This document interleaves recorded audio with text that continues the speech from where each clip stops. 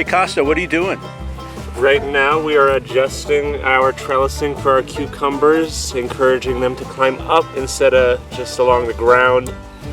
This is our outdoor trellising setup from Josh Satin.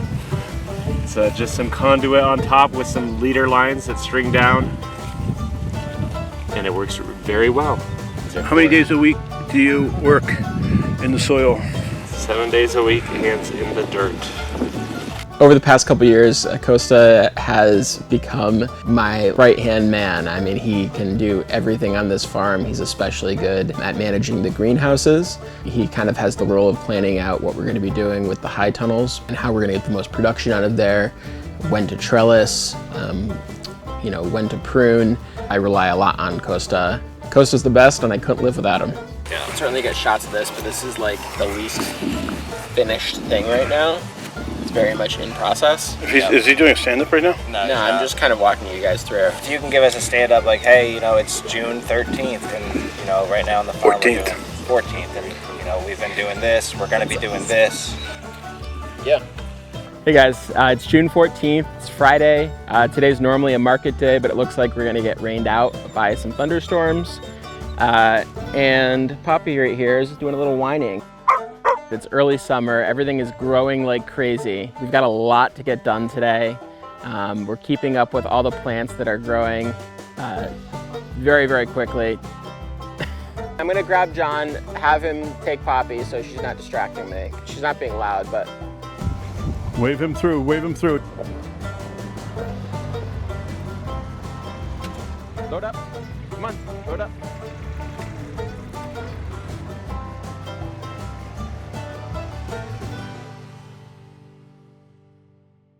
So what you're gonna see today is us pulling some of the scapes off the garlic, which is coming along really well. We've got a lot of garlic this year. It's a lot of effort to keep up with the scapes.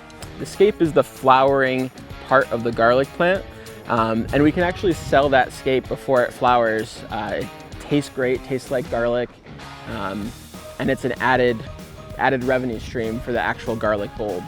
The garlic scape is kind of a byproduct, but it's really delicious and it can be used in a number of different ways. We like to quick pickle them. It can be sauteed, it can be steamed. It's much more tender and a little bit more mild than just eating raw garlic. But certainly you're gonna get a strong garlic flavor when you're eating it. Jordan, take a bite of this. I definitely don't want to take a bite of that. Oh yeah, you do. What part of this do I even eat? What? You're just the very tiny bit on the like this. Tell me when you have the shot. So it's gonna taste like garbage. No, not garbage. It's gonna taste like garlic. Honestly, our brain is really powerful, and if we tell ourselves we're not gonna like something, we generally don't like it. Actually, I like a garlicky paste. really garlicky. Mix it with some olive oil, some salt. My soda's so far away. Can you bring a soda up? It's in that bag. The soda. Opening the soda with the garlic in it. You have to try that. Yeah, I'll take a whack.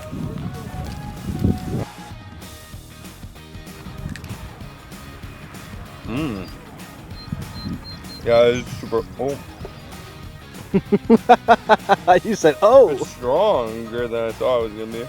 I do think though that there's like a pretty significant difference though in the way that certain things can taste. So if you had a bad experience with something, like it's hard to come back to it even if it's much better. I mean, like, you like the carrots that we grow, right? You've had... No. No, you don't like the carrots we grow. Sorry. Gonna win you over or something. We're gonna head over to the greenhouse so we don't get soaked, but here comes the rain. So looking at the weather this morning, it said thunderstorms starting around 3, and we made it till about, I think, 11:30 before we really had a downpour. So I'm thinking with this level of rain, we're gonna be stuck inside, stuck in our buildings for the rest of the day, which means that we're gonna continue to harvest peas. We're gonna clean up all of these tomato plants and all the little weeds that are growing around them. We might even be able to get in a little bit of transplanting in this building, because we're gonna put a second round of lettuce in to replace the one that just came out. we're just harvesting these snap peas, and it's kind of by feel.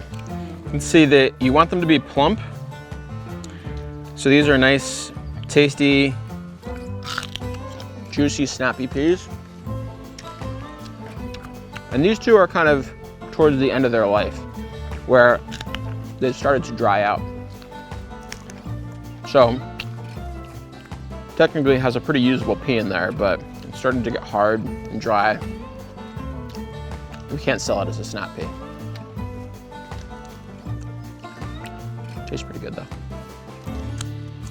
But the outer part is definitely starting to get dry and a little bit bitter.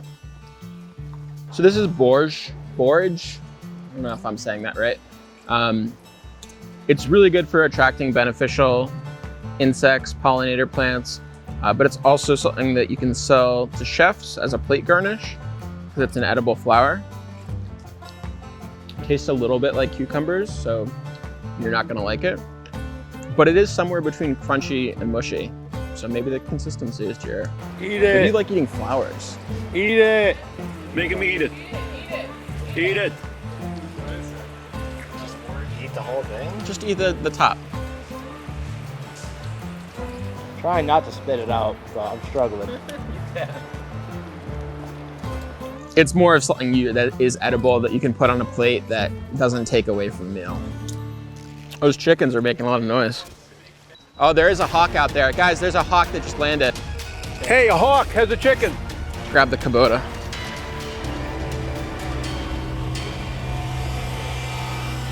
Did it have a chicken? We didn't see it with a chicken, did we? No, but it was interesting that it landed here. Maybe it came here first. They don't really ever go for the chickens. Do you think it came down? I think it came down, because it came down over here, so there could have been a rabbit that was just poking around the edges, and maybe it missed it and took off again. I don't think the red tails are super successful in terms of how often they actually get the prey that they go for. I could be wrong. I very often am. We have a strawberry asparagus intercropped bed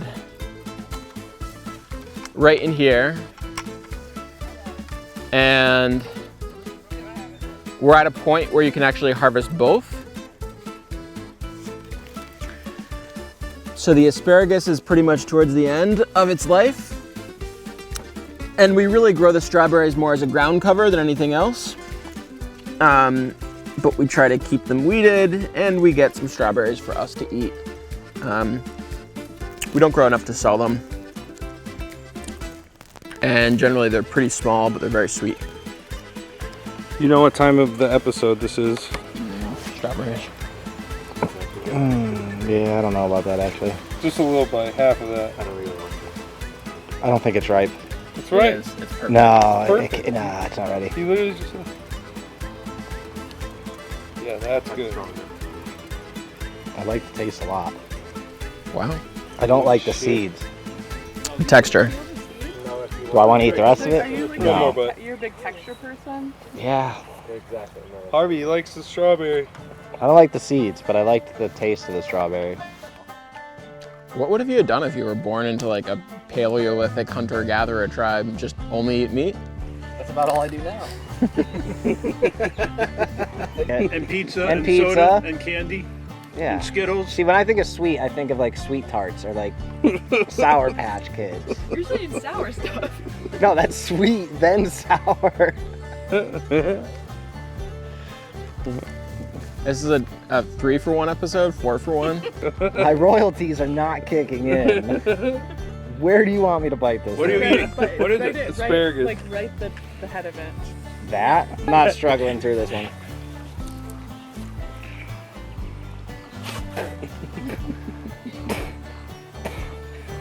What's it taste like? You want to try the other end? Kind of tastes like